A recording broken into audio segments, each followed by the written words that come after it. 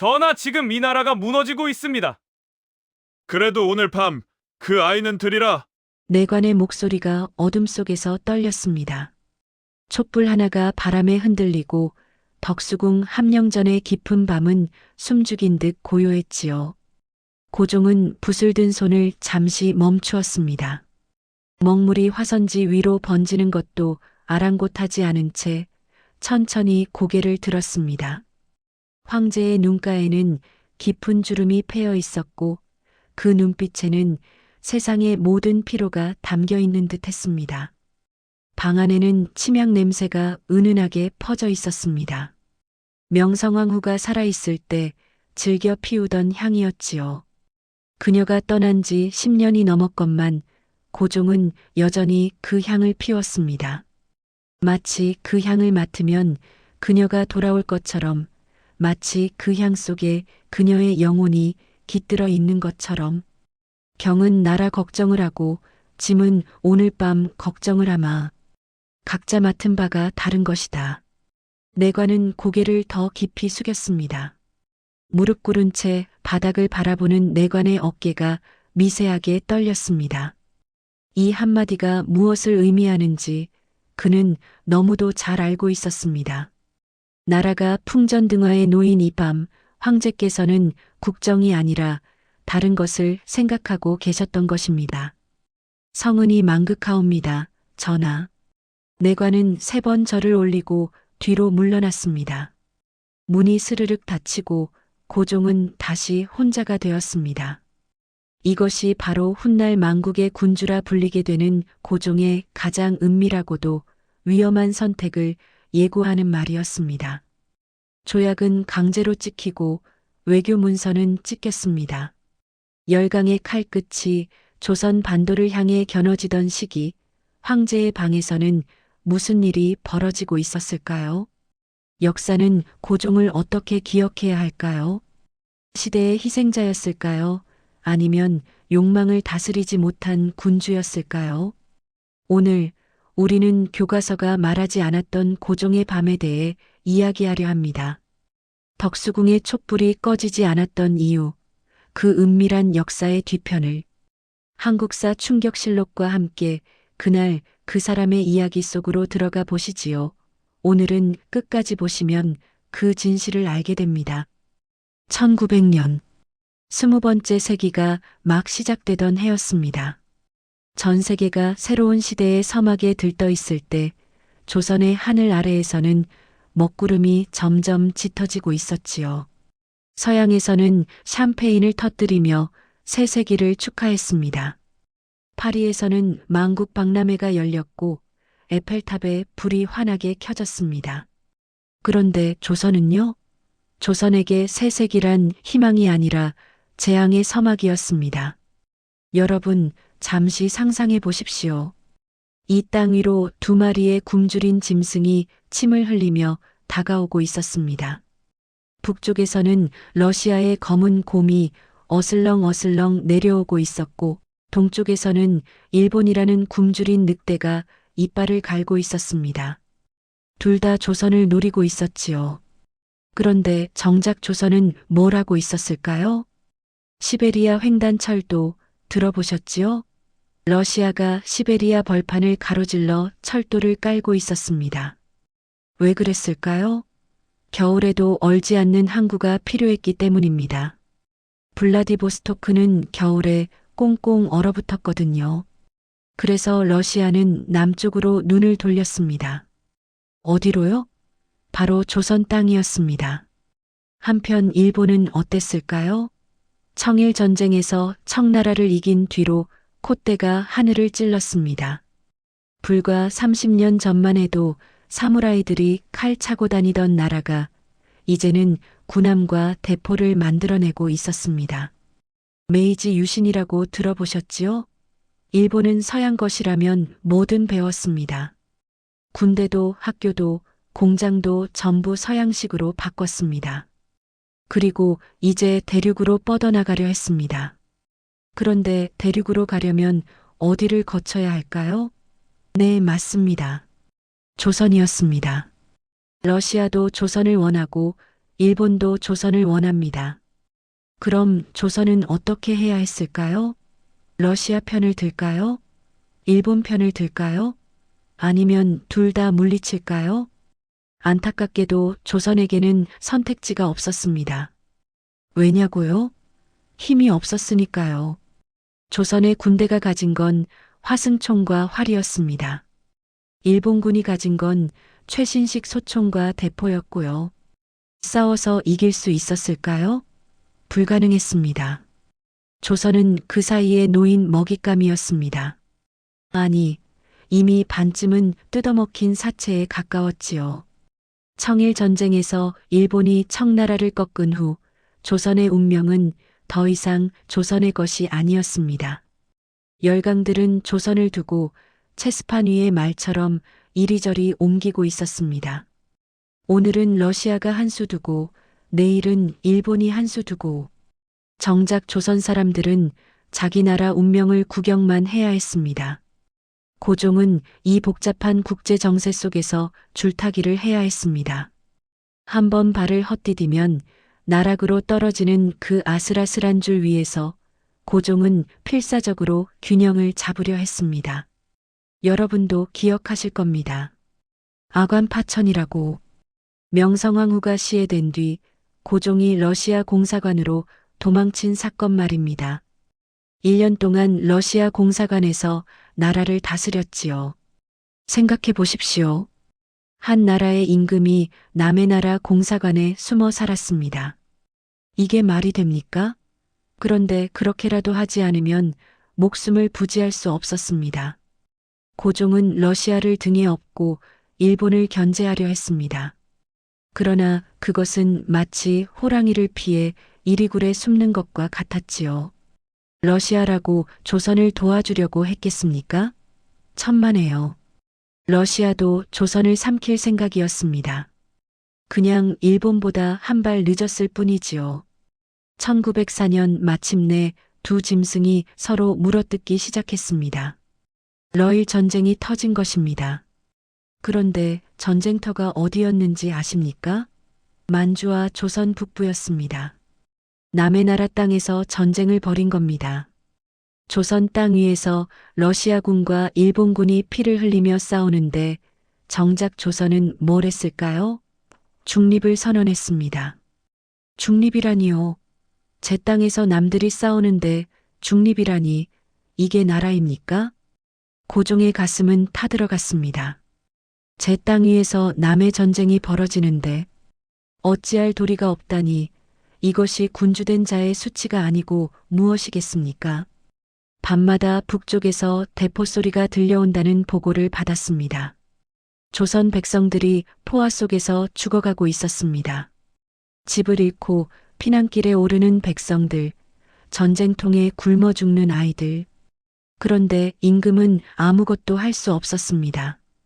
그해 2월, 일본은 조선에 한일이 정서를 들이밀었습니다. 서명하라는 것이었습니다. 뭐가 들어 있었느냐고요? 조선은 일본의 군사 행동에 협력해야 한다. 일본이 필요로 하는 땅을 내놓아야 한다. 한마디로 조선을 일본 마음대로 쓰겠다는 내용이었습니다.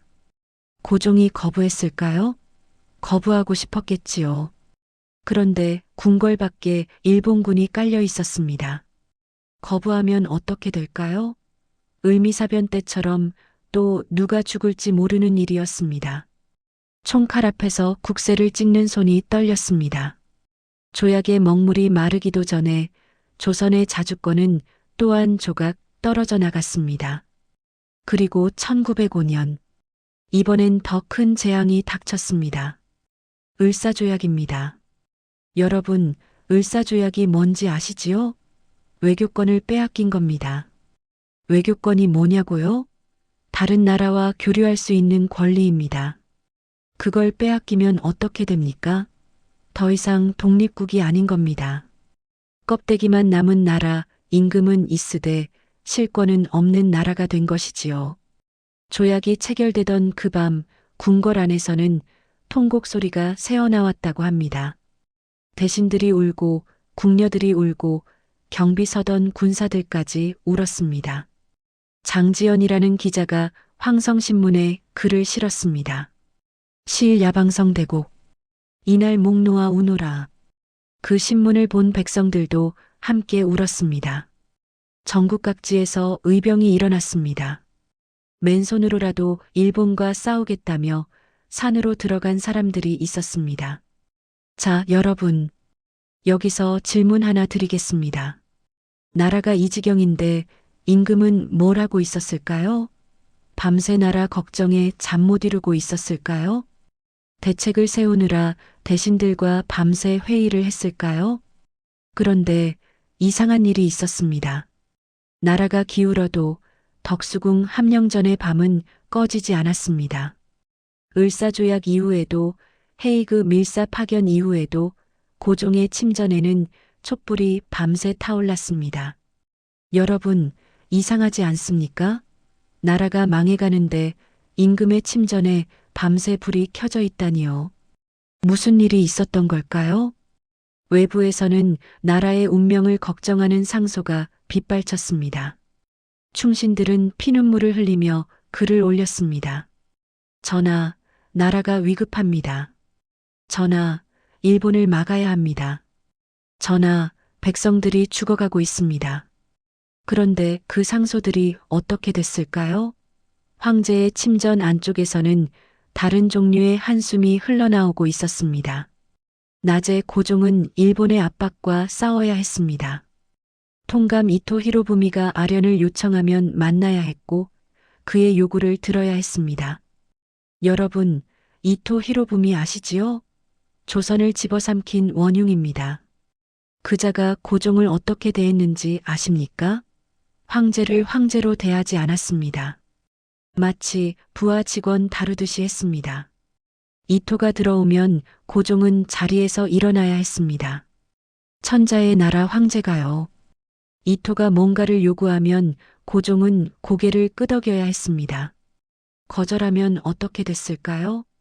을미사변 때처럼 또 무슨 일이 벌어질지 모르는 일이었습니다. 굴욕적인 시간이었습니다. 천자의 나라 황제가 섬나라 신하에게 머리를 조아려야 하다니. 이게 사람 사는 겁니까? 여러분이 고종이라고 생각해 보십시오. 낮에는 이토 히로부미한테 굽신거려야 합니다. 대신들은 맨날 상소만 올립니다. 전하 어쩌고 전하 저쩌고. 그런데 고종이 뭘 할 수 있습니까? 군대도 없고 돈도 없고 힘도 없는데 머리가 터질 것 같지 않겠습니까? 그러나 밤이 되면 고종은 다른 세계로 도피했습니다. 해가 지고 어둠이 내리면 고종은 비로소 숨을 쉴 수 있었습니다. 그 세계에서는 조약도 없었고 통감도 없었으며 망해가는 나라의 무게도 없었습니다. 오직 촛불과 향과 그리고 젊은 여인의 온기만이 있었습니다. 내관들은 알고 있었습니다. 밤마다 누군가가 함령전으로 들어간다는 것을, 어둠 속에서 살금살금 복도를 지나가는 여인의 발소리, 비단 치마가 스치는 소리.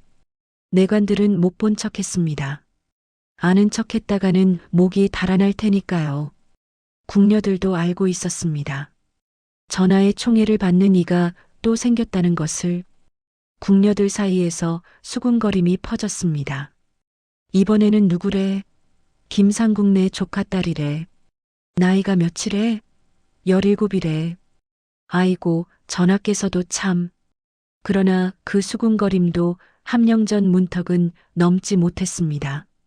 그것은 공공연한 비밀이었고 동시에 입에 올려서는 안 되는 금기였습니다. 하루쯤은 잊고 싶었다. 훗날 기록에 남은 고종의 이 말, 여러분은 어떻게 들으십니까? 불쌍하게 들리십니까? 아니면 한심하게 들리십니까? 망해가는 나라의 황제, 어찌할 수 없는 운명 앞에 선군주가 도피처로 삼은 것은 무엇이었을까요? 술이었을까요? 아닙니다. 고종은 술을 즐기지 않았습니다. 시였을까요? 그림이었을까요? 아닙니다. 그것은 사람이었습니다. 젊은 여인들의 온기 속에서 고종은 현실을 잊으려 했습니다. 부드러운 살결, 달콤한 목소리, 향기로운 머릿결. 그것만이 고종에게 유일한 위안이었습니다. 여러분, 여기서 한 가지 짚고 넘어가야 할 게 있습니다. 이것을 단순히 음탕함으로만 볼 수는 없습니다. 왜냐고요? 당시 왕실에서 후궁을 두는 것은 자연스러운 일이었으니까요. 조선시대 임금치고 후궁 없는 임금이 어디 있었습니까? 태종도, 세종도, 성종도, 연산군도, 중종도 다 후궁이 있었습니다. 왕실의 혈통을 이어야 했고 많은 자녀를 두는 것이 왕의 덕목이기도 했습니다. 그러나 문제는 시기였습니다. 여러분, 시기가 문제입니다. 나라가 평화로울 때 후궁을 두는 것과 나라가 망해가는데 후궁을 두는 것은 다른 문제 아니겠습니까? 밖에서는 의병들이 피를 흘리며 싸우고 있었습니다. 애국지사들이 감옥에서 고문을 받고 있었습니다. 백성들이 일본 순사에게 맞아 죽고 있었습니다. 그런데 임금은 뭘 하고 있었습니까? 침전에서 젊은 여인들과 밤을 보내고 있었습니다. 나라가 풍전등화인데 황제의 마음은 침전에만 머물러 있다면 그것은 비난받아 마땅한 일이 아니겠습니까? 여러분은 어떻게 생각하십니까? 그렇다면 고종은 언제부터 이토록 밤의 위안에 빠져들게 된 것일까요? 타고난 성품이 그랬던 걸까요? 원래 여색을 밝히는 사람이었던 걸까요? 아닙니다. 그 출발점을 찾으려면 우리는 10년 전의 비극으로 돌아가야 합니다. 조선 역사상 가장 끔찍한 밤, 을미사변으로 말입니다. 1895년 8월 20일. 여러분, 이 날짜를 기억하십시오. 조선 역사에서 가장 치욕적인 날입니다. 새벽녘 경복궁 건천궁에서 비명이 터져 나왔습니다. 그 비명 소리가 얼마나 끔찍했는지 궁궐 밖 민가에서도 들렸다고 합니다. 무슨 일이 벌어진 걸까요? 일본 낭인들과 조선인 협력자들이 궁궐을 습격한 것입니다. 낭인이 뭐냐고요? 쉽게 말해서 일본 깡패들입니다. 사무라이 행세를 하는 건달들이지요. 그 건달들이 칼을 들고 궁궐로 쳐들어왔습니다. 조선인 협력자들도 함께였습니다. 자기 나라 왕비를 죽이는데 앞장선 조선인들이 있었다는 겁니다. 생각만 해도 치가 떨리지 않습니까? 그들의 목표는 단 하나, 명성황후였습니다. 왜 명성황후였을까요? 일본이 가장 두려워하는 사람이었기 때문입니다. 명성황후 민씨. 여러분, 명성황후에 대해 얼마나 알고 계십니까? 드라마에서 많이 나오지요. 그런데 실제 명성황후는 드라마보다 더 대단한 여인이었습니다. 고종의 왕비이자 그의 정치적 동반자였습니다. 고종이 12살에 즉위했을 때 명성황후는 15살이었습니다. 어린 왕과 어린 왕비, 둘 다 아이였지요. 그런데 명성황후는 달랐습니다. 어릴 때부터 총명하기로 소문났고 책을 엄청나게 읽었습니다. 궁에 들어와서도 공부를 게을리하지 않았습니다. 흥선대원군이 모든 권력을 쥐고 있을 때 명성황후는 묵묵히 때를 기다렸습니다. 그리고 마침내 대원군과 맞서 싸웠습니다. 여러분, 흥선대원군이 얼마나 무서운 사람이었는지 아십니까? 자기 아들인 고종도 아버지 앞에서는 꼼짝을 못했습니다. 그런데 명성황후는 달랐습니다. 시아버지한테 정면으로 맞섰습니다. 대단한 배짱 아닙니까? 명성황후는 외세를 이용해 조선의 자주권을 지키려 했습니다. 청나라가 너무 깊이 간섭하면 일본을 끌어들이고 일본이 너무 설치면 러시아를 끌어들이고 강대국들 사이에서 줄타기를 한 겁니다. 그게 옳은 방법이었느냐? 그건 논쟁의 여지가 있습니다. 그러나 적어도 명성황후는 뭔가를 하려고 했습니다. 가만히 앉아서 당하지 않았습니다. 고종에게 명성황후는 아내 이상의 존재였습니다. 여러분, 부부 사이에 이런 경우 있지 않습니까? 남편이 좀 우유부단하고 부인이 결단력이 있는 경우요. 고종과 명성황후가 딱 그랬습니다.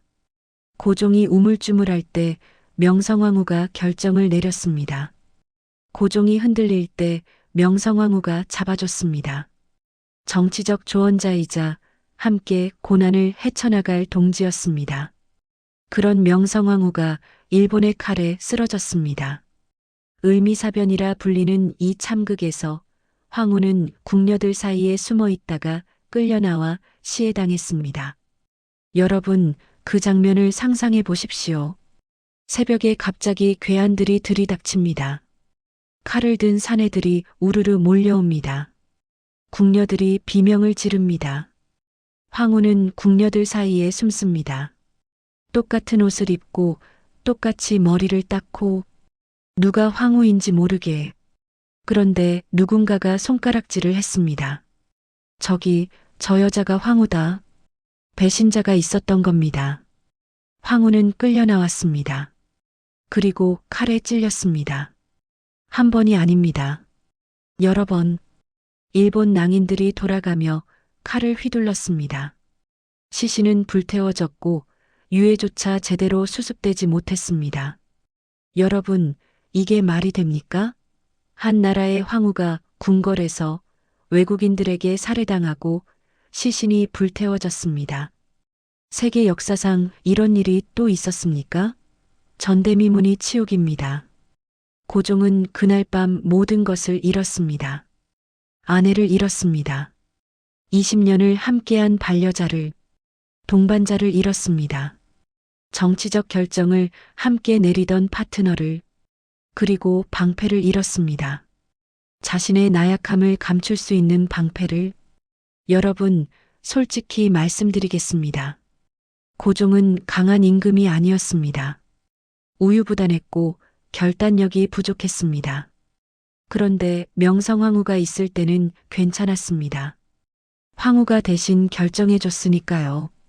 황후가 등 뒤에서 밀어줬으니까요. 그런데 이제 황후가 없습니다. 고종 혼자 모든 것을 감당해야 합니다. 그날 이후 고종의 눈빛은 달라졌다고 합니다. 예전에는 그래도 희망이 있었습니다. 어려운 상황이지만 언젠가는 나아지겠지. 그런 희망. 그런데 을미사변 이후 그 빛이 사라졌습니다. 남은 것은 두려움과 불안뿐이었습니다. 승정원 일기에는 이렇게 적혀 있습니다. 전하의 성정이 더욱 예민해지고 밤을 혼자 보내지 못하셨다. 여러분, 이 짧은 기록 안에 얼마나 많은 것이 담겨 있는지요. 예민해졌다는 것은 무슨 뜻일까요? 불안과 공포에 시달렸다는 뜻입니다. 작은 소리에도 화들짝 놀랐겠지요. 밤에 발소리만 들려도 가슴이 철렁했겠지요. 혹시 또 자객이 온 건 아닐까? 혹시 또 누가 죽는 건 아닐까? 밤을 혼자 보내지 못했다는 것은 무슨 뜻일까요? 누군가가 곁에 있어야만 잠들 수 있었다는 뜻입니다. 어둠이 무서웠던 겁니다. 혼자 있으면 그날 밤의 기억이 되살아났겠지요. 명성황후의 비명소리가, 피냄새가, 불타는 시신의 모습이, 눈을 감으면 악몽이 찾아왔을 겁니다. 누군가의 온기가, 숨소리가 곁에 있어야만 그나마 눈을 붙일 수 있었을 겁니다. 명성황후가 살아있을 때 고종에게 후궁은 필요 없었습니다. 왜요? 왕비가 다 해줬으니까요. 정치적 파트너이자 정서적 안식처. 명성황후 하나로 충분했습니다. 물론 왕실의 관례상 후궁이 있긴 했지만 고종의 마음은 오직 명성황후에게만 있었습니다. 그러나 을미사변 이후 고종은 두 가지를 동시에 잃었습니다. 하나는 정치를 대신 짊어질 동반자. 이제 모든 결정을 혼자 내려야 했습니다. 아무도 대신해주는 사람이 없었습니다. 또 하나는 절제할 명분이었습니다. 명성황후가 살아있을 때는 다른 여인을 가까이 할 수 없었습니다. 황후의 눈치도 봐야 했고 황후에 대한 미안함도 있었겠지요. 그런데 이제 황후가 없습니다. 고종을 막을 사람이 아무도 없었습니다. 그렇게 고종은 밤의 세계로 빠져들기 시작했습니다.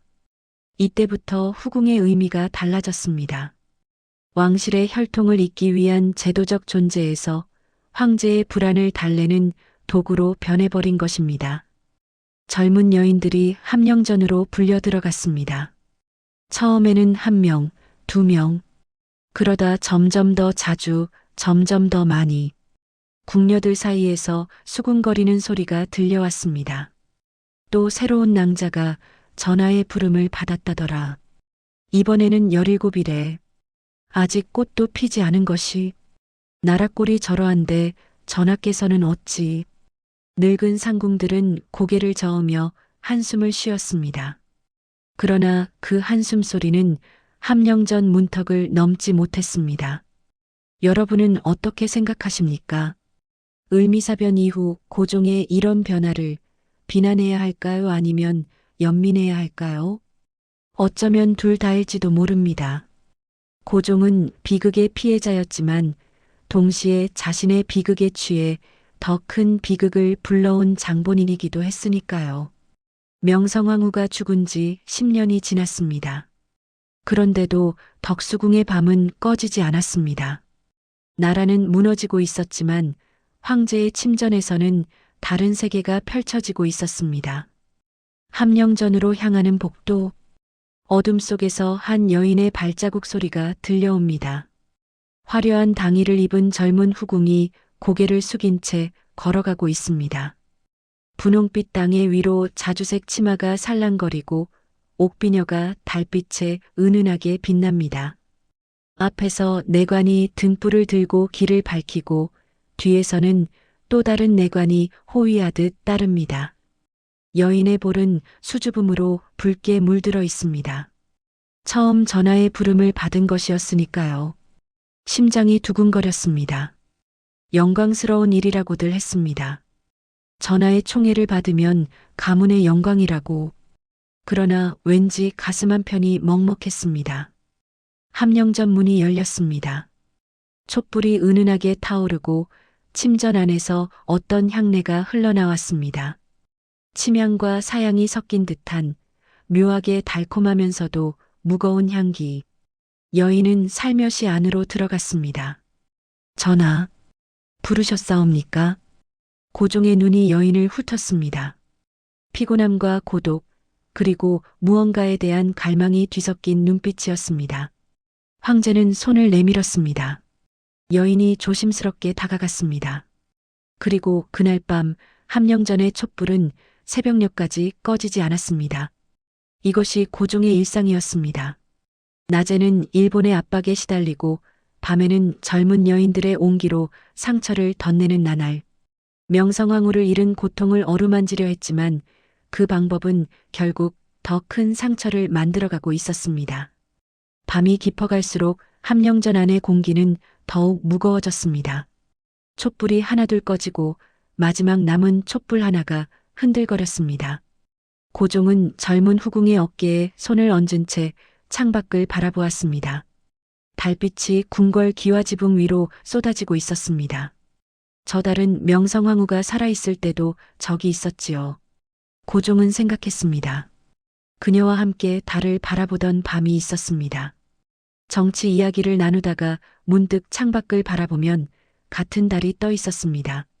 그때 그녀는 무슨 생각을 했을까요? 고종의 눈가에 이슬이 맺혔습니다. 옆에 있는 젊은 여인은 명성황후가 아니었습니다. 그녀의 총명함도, 그녀의 강인함도, 그녀와 나누었던 정치적 동지에도 여기에는 없었습니다. 그저 젊은 살결과 부드러운 목소리만 있을 뿐이었습니다. 전하, 무슨 시름이 있으십니까? 젊은 후궁이 조심스럽게 물었습니다. 고종은 고개를 저었습니다. 아무것도 아니다. 그저 옛날 생각을 했을 뿐이다. 고종은 여인의 온기에 몸을 맡겼습니다. 눈을 감으면 세상이 사라지는 것 같았습니다. 일본도, 조약도, 통감도 사라지고 오직 따뜻함만 남는 것 같았습니다. 그것이 환상이라는 것을 알면서도 고종은 그 환상 속에 빠져들고 싶었습니다. 새벽이 밝아오고 있었습니다. 동쪽 하늘이 붉게 물들기 시작했습니다. 곧 해가 뜨면 또 다른 하루가 시작될 것이었습니다. 일본 통감의 아련 요청이 올 것이고 굴욕적인 시간을 보내야 할 것이었습니다. 그러나 그것은 해가 뜬 후의 일이었습니다. 지금 이 순간 새벽이 오기 전 이 짧은 시간만큼은 고종의 것이었습니다. 외부에서는 의병들이 피를 흘리며 싸우고 있었습니다. 일본군에 맞서 산속에서 굶주리며 저항하는 이들이 있었습니다. 애국지사들이 감옥에서 고문을 받고 있었습니다. 그런데 황제는 무엇을 하고 있었습니까? 침전에서 젊은 여인과 밤을 보내고 있었습니다. 망국의 군주. 훗날 사람들은 고종을 이렇게 부르게 됩니다. 나라를 잃은 임금. 조선 500년 역사를 끝장낸 마지막 군주. 물론 나라가 망한 것이 고종 한 사람의 책임만은 아닙니다. 열강의 침략, 부패한 관료, 낙후된 사회 구조, 수많은 요인이 있었습니다. 그러나 적어도 고종은 나라가 망해가는 순간에 침전에 있었습니다. 의병들이 피를 흘릴 때, 애국지사들이 감옥에서 신음할 때, 백성들이 굶주릴 때 황제는 젊은 여인의 품에 안겨 있었습니다. 함령전의 촛불이 마지막 불꽃을 내뿜으며 꺼졌습니다. 어둠이 방안을 감쌌습니다. 그 어둠 속에서 고종은 잠들었습니다. 잠시 후면 해가 뜰 것이고 또 다른 굴욕의 하루가 시작될 것이었습니다. 나라를 잃어가는 황제의 밤은 그렇게 깊어만 갔습니다. 덕수궁의 촛불은 밤마다 타올랐고 그 불빛 아래에서 역사는 조용히 그러나 돌이킬 수 없이 흘러가고 있었습니다. 다시 한번 덕수궁의 그 밤으로 돌아가 봅시다. 고종이 처음 황제의 자리에 올랐을 때 그는 12살 어린 소년이었습니다. 세상 물정도 모르는 나이였지요. 흥선대원군이 모든 것을 주관했고 어린 왕은 그저 시키는 대로 했습니다. 아침에 일어나면 대원군이 정해준 일정대로 움직였고 저녁이 되면 대원군이 허락한 만큼만 쉴 수 있었습니다. 왕이라는 이름은 있었지만 실권은 없었습니다. 그러다 명성황후가 입궁하면서 고종의 삶은 달라졌습니다. 강인하고 총명한 왕비가 곁에 있었으니까요. 처음 만났을 때부터 명성황후는 달랐습니다. 여느 규수들처럼 고개를 숙이고 수줍어하지 않았습니다. 똑바로 고종의 눈을 바라보았고 할 말이 있으면 분명히 했습니다. 고종은 그런 왕비가 낯설었지만 곧 그녀에게 끌리기 시작했습니다. 그녀의 눈에는 불꽃이 있었습니다. 세상을 바꾸고자 하는 의지가 타오르고 있었습니다. 고종은 그녀를 믿고 의지했습니다. 명성황후는 고종에게 세상을 보는 눈을 열어주었습니다. 서양의 문물이 어떤 것인지, 국제정세가 어떻게 돌아가는지, 왕은 어떻게 나라를 다스려야 하는지, 고종은 명성황후를 통해 배웠습니다. 밤이면 두 사람은 머리를 맞대고 이야기했습니다. 청나라는 어떻고, 일본은 어떻고, 러시아는 무슨 속셈이 있는지, 명성황후는 그 복잡한 국제정세를 꿰뚫고 있었습니다.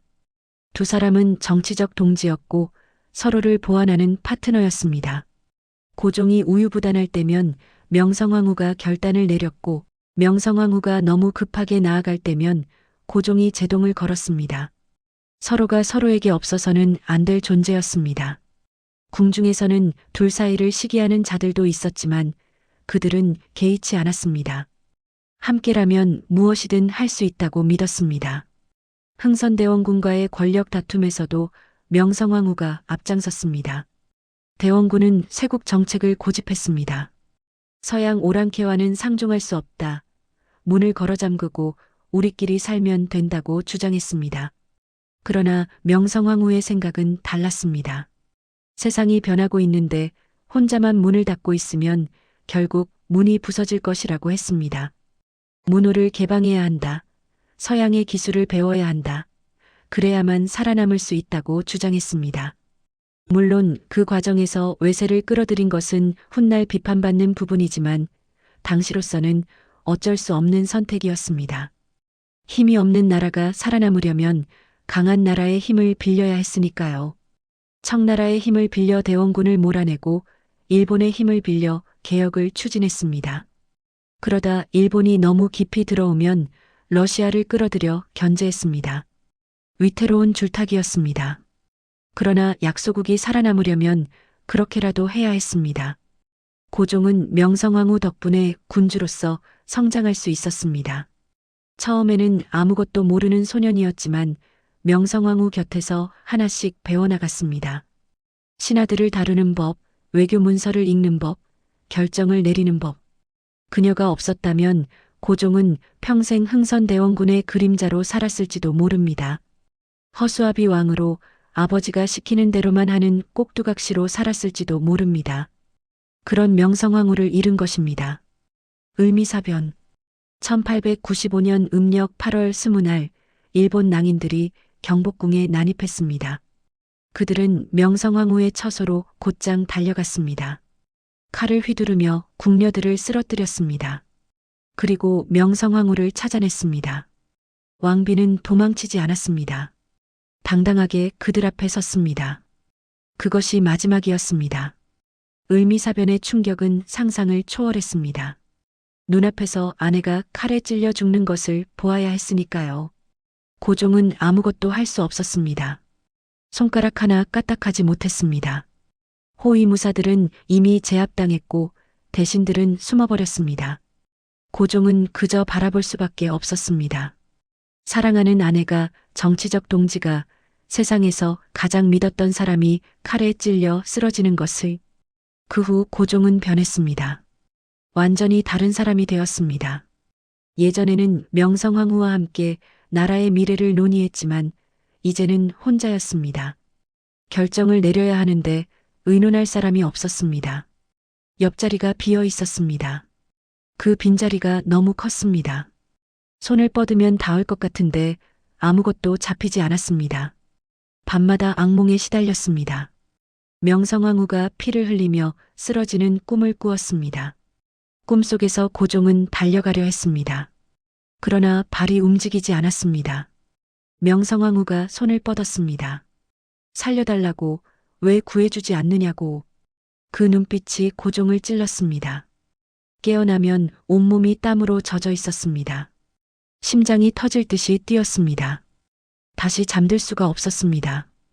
그래서 고종은 누군가가 곁에 있어야만 잠들 수 있게 되었습니다. 처음에는 충직한 내관들이 침전 밖을 지켰습니다. 문 앞에 서서 밤새 보초를 섰습니다. 그러나 그것으로는 부족했습니다. 문 밖에 사람이 있다는 것만으로는 안심이 되지 않았습니다. 어둠이 무서웠고 고요함이 무서웠습니다. 정막이 내려앉으면 그 밤의 비명소리가 들리는 것 같았습니다. 사람의 온기가 필요했습니다. 살아있는 사람이 곁에 있다는 느낌이 필요했습니다. 숨소리, 심장소리, 따뜻한 체온. 그것이 있어야만 악몽을 물리칠 수 있었습니다. 혼자서는 어둠을 이겨낼 수 없었습니다. 그래서 사람을 찾았습니다. 살아있는 온기를 찾았습니다. 그렇게 후궁들이 함령전으로 불려오기 시작했습니다. 처음에는 잠을 자기 위해서였습니다. 누군가가 곁에서 숨쉬고 있으면 그나마 잠이 들 수 있었으니까요. 후궁이 옆에 누워 있으면 악몽이 덜 찾아왔습니다. 새벽에 깨어나도 사람이 곁에 있으니 덜 무서웠습니다. 그것이 시작이었습니다. 그러나 시간이 지나면서 그것은 습관이 되었고 욕망이 되었습니다. 처음에는 온기만 필요했습니다. 그러나 차츰 더 많은 것을 원하게 되었습니다. 젊은 여인들의 부드러운 살결이 고종에게는 유일한 위안이 되어갔습니다. 그것만이 을미사변의 악몽을 잊게 해주었습니다. 그 순간만큼은 피 흘리는 명성황후의 모습이 떠오르지 않았습니다. 그래서 점점 더 빠져들었습니다. 궁중에는 여러 후궁이 있었습니다. 기록에 남은 이름만 해도 여럿이지요. 귀인 장씨, 귀인 이씨, 귀인 정씨. 그 외에도 이름이 전해지지 않는 여인들이 있었습니다. 어떤 이는 양반가 출신이었고 어떤 이는 미천한 집안에서 왔습니다. 그러나 고종에게 그런 것은 중요하지 않았습니다. 그저 곁에 있어줄 사람이 필요했을 뿐입니다. 고종은 그녀들 사이를 오갔습니다. 때로는 며칠씩 한 여인의 처소에 머물기도 했고 때로는 밤마다 다른 여인을 불러들이기도 했습니다. 어떤 여인은 총애를 받아 세력을 키웠고 어떤 여인은 하룻밤 만에 잊혔습니다. 궁중은 시기와 질투로 가득 찼습니다. 후궁들끼리 암투가 벌어졌습니다. 그러나 고종은 신경 쓰지 않았습니다. 아니, 신경 쓸 여력이 없었습니다. 대신들은 걱정했습니다. 전하께서 국사를 등한히 하신다는 소문이 퍼지고 있었습니다. 아침 조회에 나오지 않는 날이 늘어갔습니다. 신하들이 아뢰어도 건성으로 듣기 일쑤였습니다. 중요한 결정을 미루고 또 미뤘습니다. 나라가 풍전등화인데 임금은 침전에서 나오지 않았습니다. 일본은 이것을 알고 있었습니다. 아니, 일본은 이것을 이용했습니다. 고종이 침전에 빠져 있는 동안 일본은 착착 조선을 삼켜가고 있었습니다. 하나씩 천천히 그러나 확실하게 통감부가 설치되었습니다. 처음에는 외교만 관장한다고 했습니다. 그러나 곧 내정까지 간섭하기 시작했습니다. 통감부가 권력을 확대하고 군대가 해산되고 사법권이 넘어갔습니다.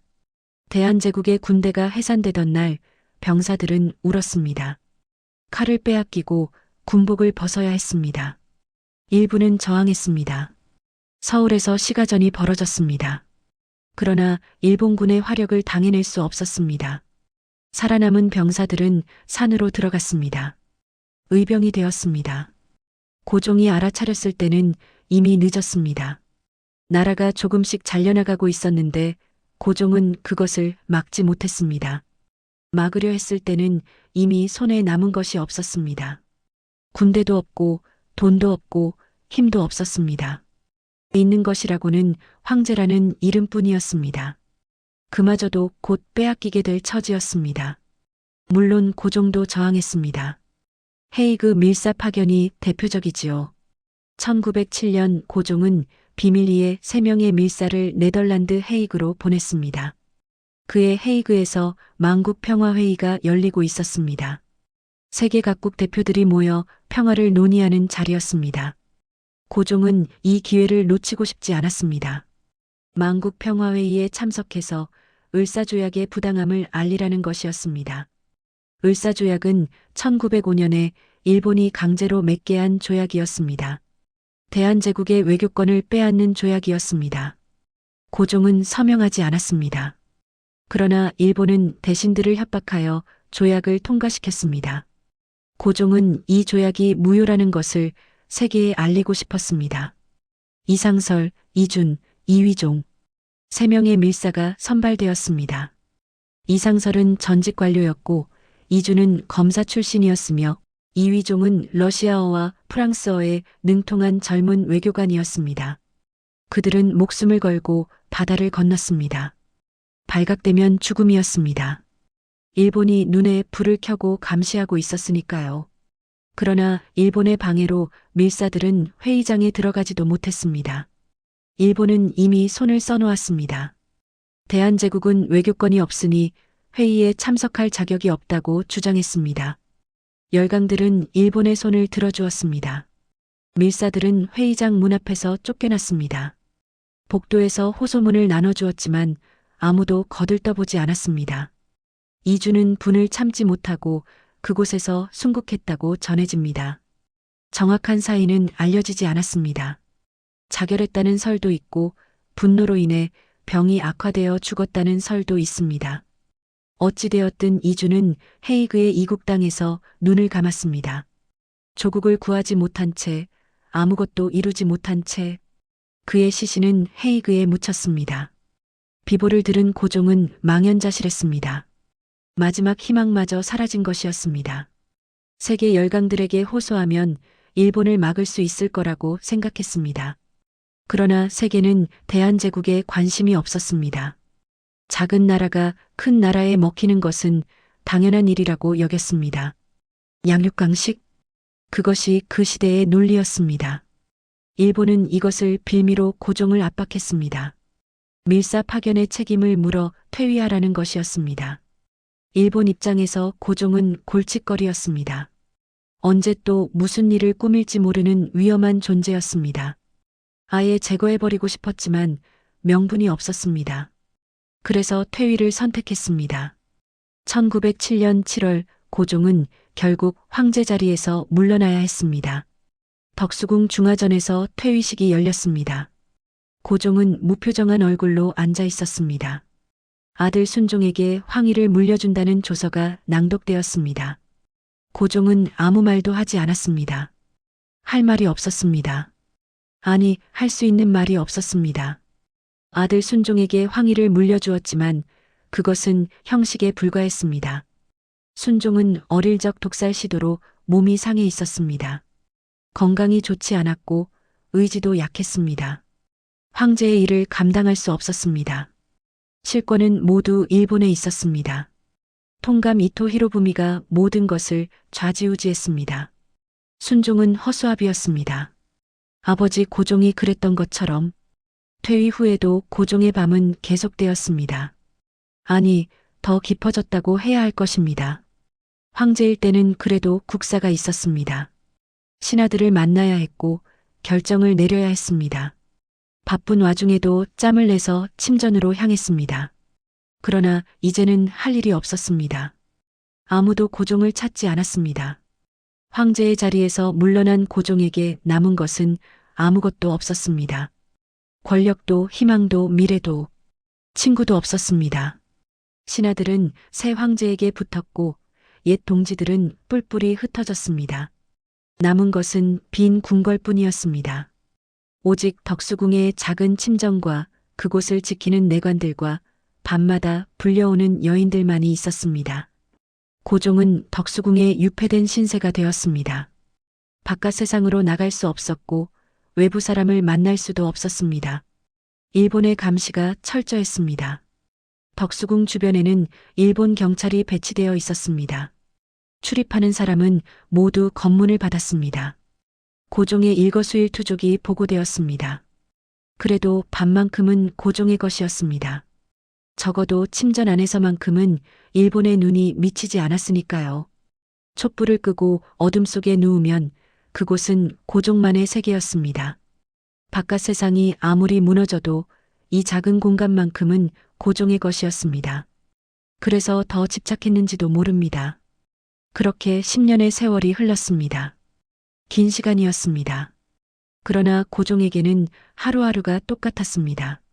아침에 일어나고 밥을 먹고 정원을 거닐고 밤이 되면 침전으로 향했습니다.